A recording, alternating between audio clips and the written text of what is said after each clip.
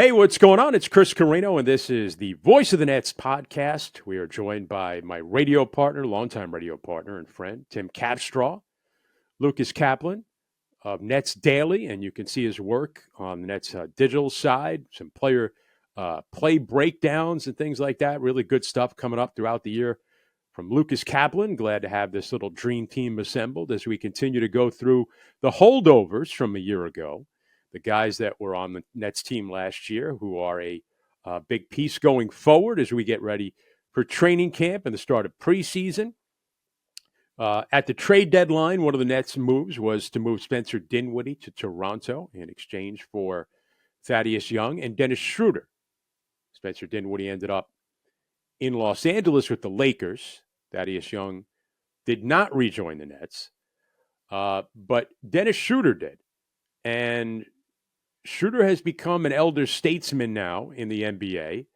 The former 17th pick way back in 2013 by the Atlanta Hawks not only became a leader of the net team late in the year, but he was coming off a year where he led the German national team to a World Cup championship in which he was the key piece and the leader of that team. And then he did the same in their run through the Olympics this year. Didn't get as far, but ran into the Dream Team, or the newest incarnation of the Dream Team. But certainly Dennis Schroder has taken on that elder statesman role with a really good young German national team with some really good stars on that team. But as far as what he's going to be with the Brooklyn Nets, besides being a player who is the first Nets player ever to have the umlaut on the name, Joe Cuomo, the Nets equipment manager, and more, had to put those two dots over the O. He was this brash young player that came in. Capper, what stood out to you about Dennis Schroder when you got a chance to see him night in, night out? You know, guys look different to us sometimes when we see him once or twice or a couple of times a year in person. But then when you see him every day, you learn a little bit more about them. Well, I think it's interesting when you're talking about his career, because I remember watching him around the league. I thought speed and all of those qualities. He could really accelerate, make plays. He was dynamic pick and roll coming up, and you see some of that. But age has caught up to him a little bit. And like a lot of guys, though, he's adapted and become a much better 3-point shooter. He's got a good feel. He's been consistently above 40%, around 40% the last 3-4 years. He's improved dramatically there.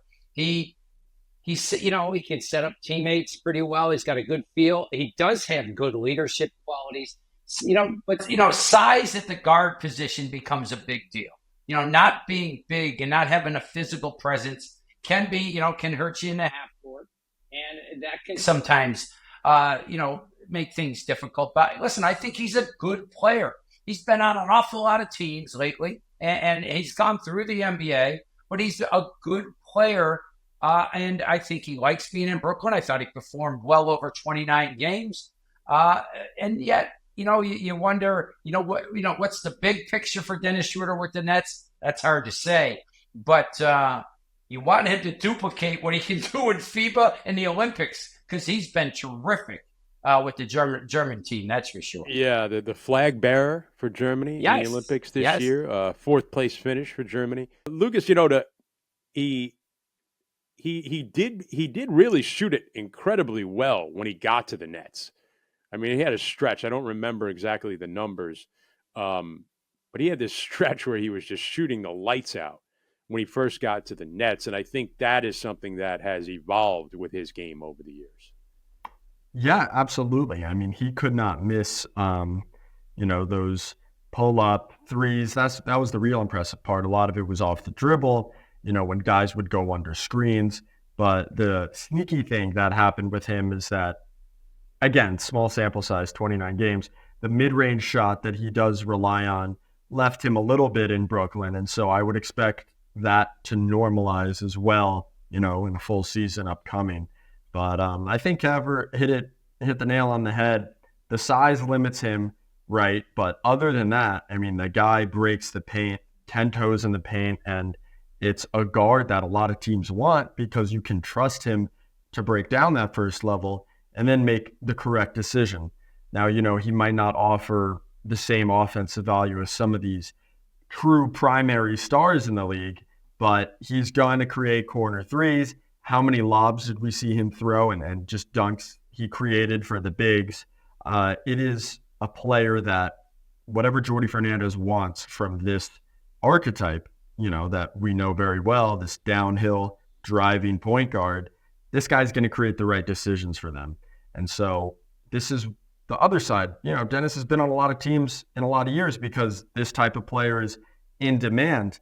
And he's talked about how that's maybe not rough on him or not ideal, but it's certainly a challenge moving all over the place all the time, and talked about how he would like to plant some roots in Brooklyn. So for all those reasons, I'm excited to keep getting to know, Dennis, the player, as well as, the person. And so definitely going to be an exciting year to watch him. Yeah, Nick Claxton benefited from Dennis Schroder last year. We saw it in his first game. Schroder threw that out of bounds pass to Claxton at the rim.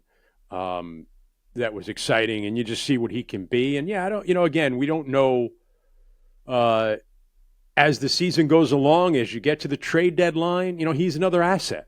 He's another player that is on a very manageable contract, who could be a good veteran presence for a team that needs it, maybe a team that's postseason bound. And especially, I think his play internationally with the German national team, I think showed you a little bit of, hey, this guy can be a leader with good young players. I think his reputation took a little bit of a hit with his time with the Lakers, which has tended to happen, I think, with there's a few other examples of that where guys have gone and maybe just didn't fit in with the stars there, and then got that rep of, well, maybe they can't play on a good team or with star players. I think he's a guy that showed that, playing with the Wagner brothers and things like that, like he can be that elder statesman, that good veteran leader who can lead young players. And that's certainly something, his value, we talk about his abilities and his skills, but his ability and his kind of being a coach on the floor is valuable when you're talking about mentoring young players like the Nets have this year. That's a great call. I mean, and you see that in Jordi Fernandez, first year head coach. He's going to want to have a guy like that takes pride in that. And he's, again, his game has evolved, his personality's evolved, and you're absolutely right about the leadership. And the Nets have so many young players that they're going to be counting on to play a lot of minutes, and they're going to be out on the floor. His leadership will be critical. His influence on a guy like Cam Thomas is something I'm interested to see, because we talked about, I think Cam, you're going to get a lot of playing through Cam, obviously, and we talked about how Cam's going to see a lot of double teams try and get out of his hands. How Cam manages to play with a true lead guard like Dennis Schroder is, and can Cam be that lead guard? I don't know. I'm curious to see how they play together. Definitely, and Dennis's the best year of his career probably came in Oklahoma City, and there was another young guard, Shai Gilgeous-Alexander, and Chris Paul there as well. Not that he was particularly young in OKC, but they had a lot of guards that you would expect to maybe not mesh, maybe all require the ball and dance at the top of the key and use pick and roll. But that was a very overachieving team and that played very well. And Dennis was a big part of that. And, obviously that bodes well for the way he can play with other guards, especially ones that may, not need some mentoring, but are not at the point in their NBA career that Dennis is. And obviously that's Cam Thomas. So he's not just going to be this backup guard, plays a couple minutes a game, and then stands in the corner when he's with Cam Thomas. You would hope, it's a symbiotic relationship where both guys can extract value from it. And, Dennis can teach him some tricks of the trade. Also, the fact that, again, we talked about his shooting ability, how it's improved. I love the way Schroder holds his follow through. He holds his follow through extremely well. He shot the ball consistently well, whether it be the last 3 or 4 NBA seasons, into FIBA, into the Olympics. He's become a very good shooter. So Cam Thomas making plays and him being on the other side of that, he'll stretch the defense, and certainly if the ball ends up in his hands, he can comfortably knock it down.